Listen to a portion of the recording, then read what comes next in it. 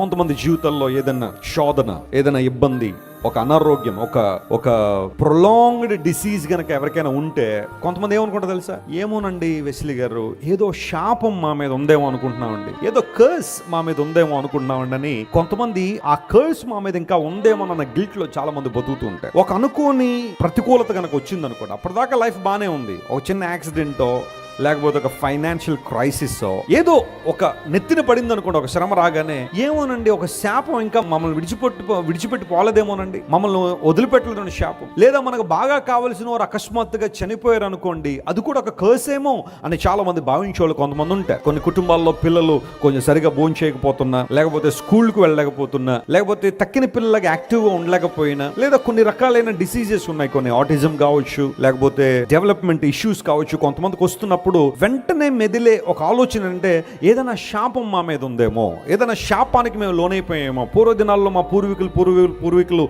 ఏదైనా చేయకూడని పని చేశారేమో, ఆ శాపం మాకు అలా వస్తుందేమో చాలా మంది భయపడేవాళ్ళు, లేదా దేవుని ఆరాధించకుండా ఇదే మాట ప్రతిసారి వారి మనసులోకి రావడం ద్వారా దేవుని దగ్గరగా రాలేకపోయిన వాళ్ళు చాలా మంది ఉంటారు. నమ్మండి దేవుని ప్రజలారా, యేసుక్రీస్తు ప్రభువును అంగీకరించిన ఆ మరుక్షణమే నీ మీద ఉన్న ప్రతి శాపాన్ని యేసయ్య కొట్టేశాడు. దేవుని నామమున స్తోత్రం కలుగును గాక. నువ్వు మరలా ఎప్పుడు అలాంటి గిల్ట్ లో బ్రతకాల్సిన అవసరం లేదు. ఎందుకోసం అంటే మన కోసము యేసు ప్రభువు శాపమై ఆయన మ్రాను మీద ఏం చేశాడు? ఆయన వ్రాలాడు. మన శాపములన్నీ ఎవరు భరించాడు? ఆయన యేసయ్య భరించాడు.